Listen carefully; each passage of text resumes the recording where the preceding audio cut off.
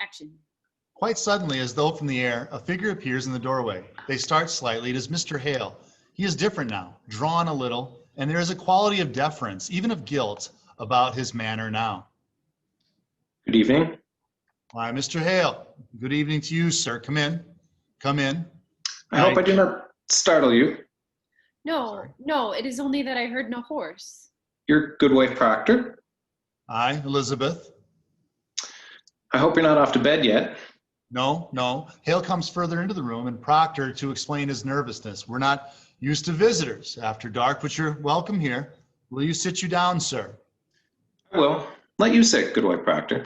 She does, never letting him out of her sight. There is a pause as Hale looks about the room.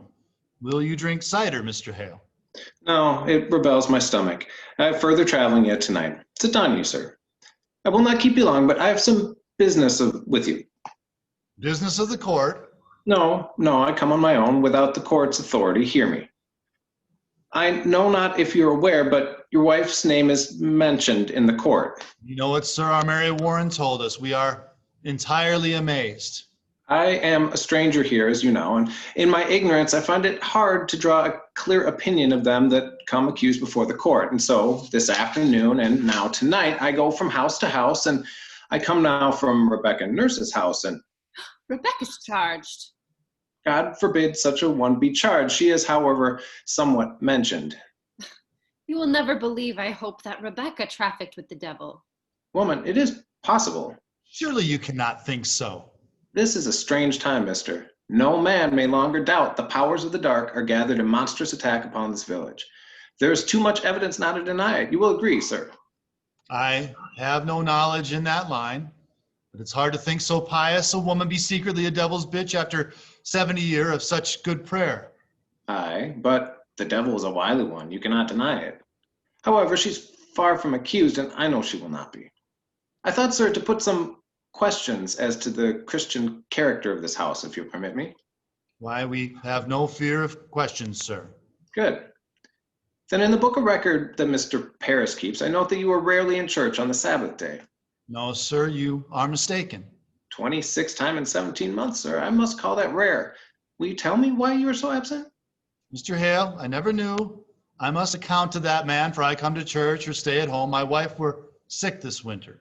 So I'm told. But you, mister, why could you not come alone? I surely did come when I could, and when I could not, I prayed in this house.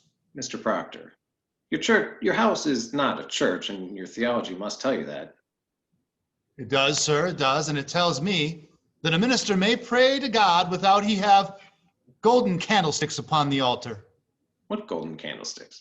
Since we built the church, there were pewter candlesticks upon the altar. Francis Nurse made them, and a sweeter hand never touched the metal. But Paris came, and for 20 weeks he preached nothing but golden candlesticks until he had them. I labored the earth from dawn of day to blink of night, and I tell you true, when I look to heaven and see my money glaring at his elbows, it hurt my prayer, sir. It hurt my prayer. I think sometimes the man dreams cathedrals, not clapboard meeting houses. And yet, mister, a Christian on Sabbath day must be in church. Tell me, you have 3 children? Aye, boys. How comes it that only 2 are baptized? I like it not that Mr. Parrish should lay his hand upon my baby. I see no light of God in that man. I'll not conceal it. I must say it, Mr. Proctor, that is not for you to decide. The man's ordained. Therefore, the light of God is in him. What's your suspicion, Mr. Hale? No, I have no...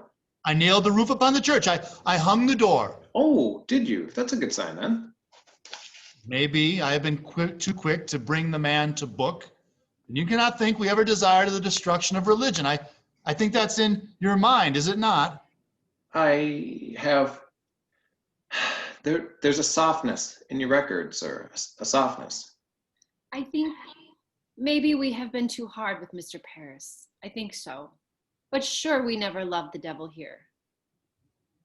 Do you know? Now celebrating this, then with the voice of one administering a secret test. Do you know your commandments, Elizabeth? I surely do. There be no mark of blame upon my life, Mr. Hale. I am a covenanted Christian woman. And you, mister? I am sure I do, sir. Let you repeat them then, if you will. The commandments. Aye. Thou shalt not kill. Aye. Thou shalt not steal. Thou shalt not covet thy neighbor's goods, nor make unto thee any graven image. Thou shalt not take the name of the Lord in vain. Thou shalt have no other gods before me. Thou shalt remember the Sabbath day and keep it holy. Thou shalt honor thy mother and father. Thou shalt not bear false witness. He's stuck. He counts back on his fingers, knowing one is missing. Not a finger, but a commandment. Thou shalt not make unto thee any graven image.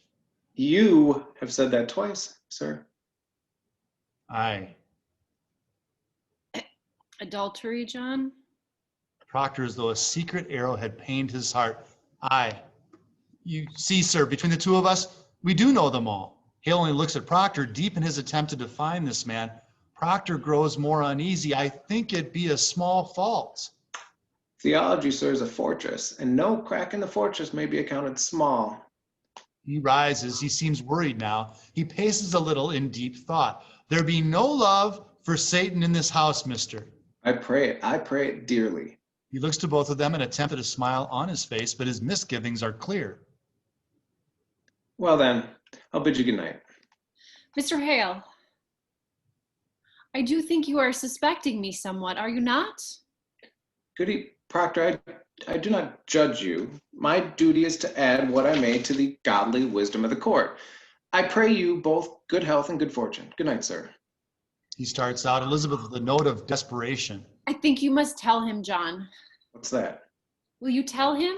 There's a slight pause. Hale looks questioningly at John. I have no witness and cannot prove it except my word be taken, but I know the children's sickness had naught to do with witchcraft. Not to do? Mr. Parris discovered them sporting in the woods. They were startled and took sick. Who told you this? Abigail Williams. Abigail? Aye. Abigail Williams told you it had not to do with witchcraft. You told me the day you came, sir. What? Why did you keep this? I never knew until tonight that the world has gone daft with this nonsense. Nonsense. Mister, I have myself examined Tituba, Sarah.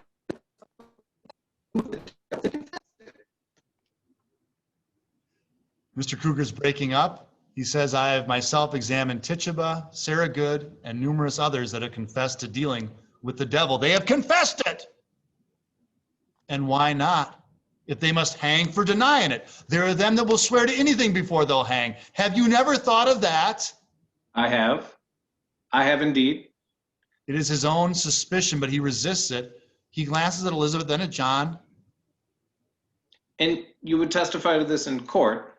I had not reckoned with going into court, but if I must, I will. Do you falter here? I falter nothing, but I may wonder if my story will be credited in such a court. I do wonder on it. When such a steady-minded minister as you will suspicion such a woman that never lied and cannot, and the world knows she cannot. I may falter somewhat, mister. I'm no fool. Proctor, let you open with me now, for I have a rumor that troubles me. It said that you hold no belief that there even may be witches in the world. Is that true, sir? Proctor, he knows this is critical and is striving against his disgust with Hale and with himself for even answering it. I know not what I have said. I may have said it. I have wondered if there be witches in the world, although I cannot believe they come among us now. Then you do not believe. I have no knowledge of it. The Bible speaks of witches, and I will not deny them. And you, woman? I cannot believe it. You cannot.